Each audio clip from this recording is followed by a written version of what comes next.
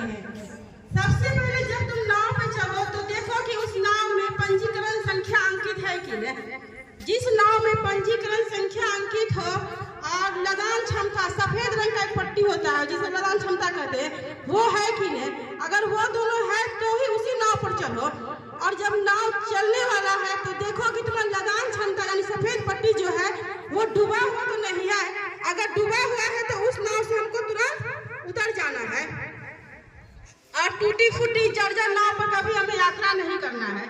नाव पर यात्रा करते समय तुमने सूर्य उदय से पहले और सूर्यास्त के बाद कभी भी नाव पर यात्रा नहीं करना चाहिए, यानी कि रात के समय हमें नाव पर यात्रा नहीं करना चाहिए। जिस नाव पर जानवर ढोया जा रहा है उस नाव पर भी हमें यात्रा नहीं करना चाहिए। और जब तुम नाव पर चढ़ो तो देखो उसमें जीवन रक्षा के लिए लाइफ जैकेट, लाइफ बॉय के साथ प्राथमिक बॉक्स, रस्सा आदि हो तो उसी नाव पर हमें चढ़ना चाहिए।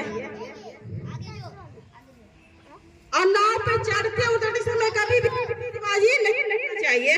नाविक के निर्देशानुसार ही क्रम संख्या में चढ़े और उतरे। और